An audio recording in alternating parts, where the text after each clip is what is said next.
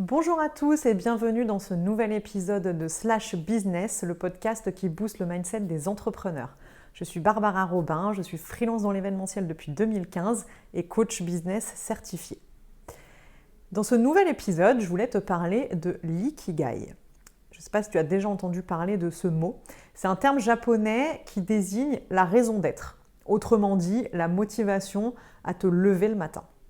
Donc l'ikigai, il varie évidemment d'une personne à l'autre et il peut même changer plusieurs fois au cours de ta vie parce que tu évolues, que c'est normal et que tes besoins, tes attentes évoluent elles aussi et que ta motivation change.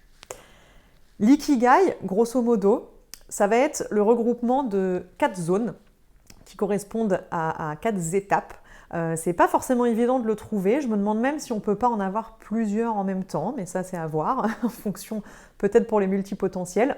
Mais je dirais que les multipotentiels justement et les multipreneurs, même si pour les gens un petit peu extérieurs, ils donnent l'impression d'être dispersés, de faire des choses qui n'ont rien à voir entre elles, il y a généralement quand même toujours une motivation commune, un fil rouge, une raison d'être, un ikigai qui regroupe un petit peu tout ça. Donc pour t'expliquer un petit peu ce que c'est plus concrètement l'ikigai et t'aider à trouver le tien, voici à quoi ça correspond. La première chose, le premier cercle, ça va être ce que tu aimes faire. Ce que tu aimes faire au sens général, que ce soit dans le pro ou dans le perso. Par exemple, tu peux aimer le contact avec les animaux, tu peux aimer la pédagogie, tu peux aimer fédérer les gens, entraîner les gens, les motiver.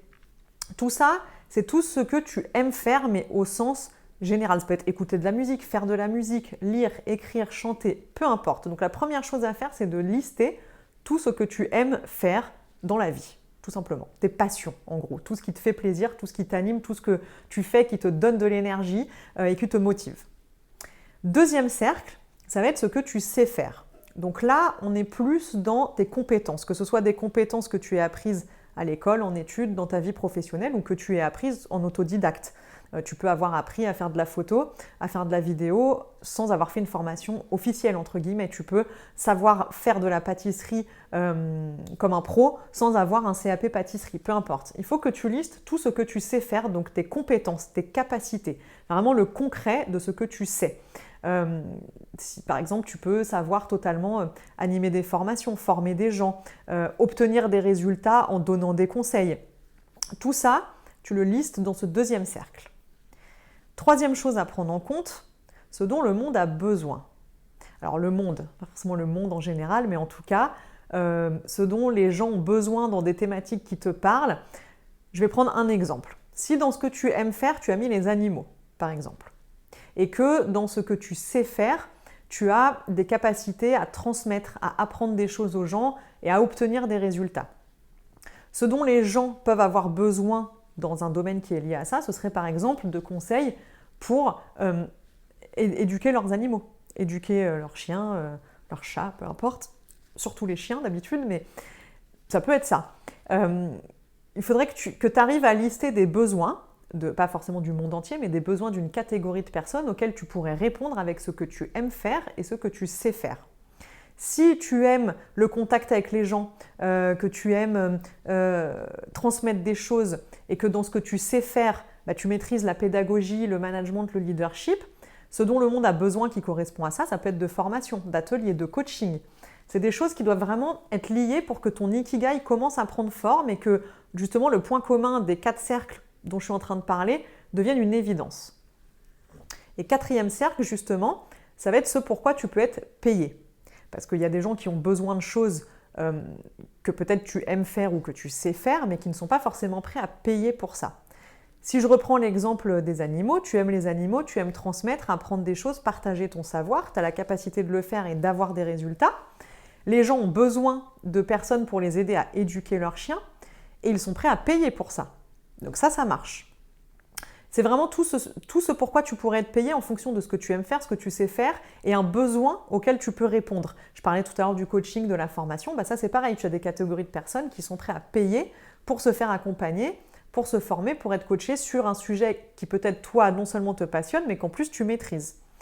Et c'est vraiment en regroupant ces 4 cercles, donc ce que tu aimes faire, ce que tu sais faire, ce dont le monde a besoin et ce pourquoi tu peux être payé, que le point commun de ces 4 cercles, que je te mets là, et ton ikigai.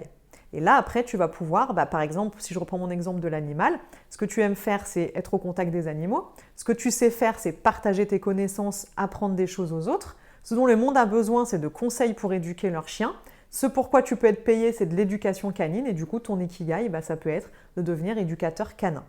C'est un exemple assez simple. C'est pas forcément aussi simple pour chaque métier, chaque ikigai, chaque chose. Mais en tout cas, faire cet exercice des 4 cercles et d'essayer de trouver le ou les points communs entre ces 4 cercles, ça va vraiment te permettre de comprendre ce qui t'anime profondément, ce qui te motive, ce que tu as vraiment envie de faire. Et il y a plein de choses, ça peut être déclinable à l'infini. Il faut vraiment se poser la question là-dessus de si tu veux lancer ton business ou que tu l'as déjà lancé mais que tu as envie de développer d'autres idées, essayer de trouver quelle est la raison d'être qui se cache derrière tout ça. Si tu exerces déjà plusieurs activités, essaye de trouver la raison d'être qu'il y a derrière tout ça. Si je prends mon exemple concret, j'en ai 2 du coup, on va dire que moi j'ai deux ikigai principaux. Le premier, ce que j'aime faire, moi, c'est organiser des événements, rencontrer des gens, partager des bons moments, que ce soit dans le pro ou dans le perso. J'adore organiser des fêtes avec mes amis, organiser des dîners, des apéros, des brunchs, organiser les vacances. Je l'ai fait pendant des années, j'ai hâte qu'on puisse revoyager. J'aime vraiment ça, planifier, organiser, structurer, c'est-à-dire de partir d'une idée et de voir la chose se concrétiser en vrai. Ce que je sais faire, c'est organiser des événements aussi parce que j'ai été formée pour ça, j'ai fait un master en communication et événementiel, j'ai 15 ans d'expérience dans ce domaine, donc je sais faire, j'ai un vrai savoir-faire sur l'événementiel. Ce dont le monde a besoin, c'est de gens pour organiser leurs événements, que ce soit dans le privé ou dans le professionnel. Les mariages, les anniversaires, les baby showers, les salons, les séminaires, il y a des gens qui ont besoin de ça, qui ont besoin de déléguer cette partie organisation parce que soit eux, ils n'aiment pas faire, soit ils ne savent pas faire. Et ce pourquoi je peux être payée, c'est mes conseils ou de l'organisation d'événements. Et du coup, mon ikigai, c'est chef de projet événementiel. C'est mon activité principale, c'est ce qui me motive le plus et c'est le point commun entre ces 4 cercles. Autre exemple, ce que j'aime faire, moi, c'est parler entrepreneuriat, rencontrer des entrepreneurs, échanger avec des entrepreneurs, m'inspirer d'eux, mais aussi les inspirer si je peux, échanger, participer à cette émulation collective qu'il y a quand on est entre plusieurs entrepreneurs. Ça, j'adore ça. Ce que je sais faire, c'est partager ma propre expérience, tout simplement. Je sais aussi mettre en forme des documents, ça grâce à mon savoir-faire en communication. Je sais mettre en forme des documents pour faire passer des idées, transmettre des messages, apprendre des choses aux gens.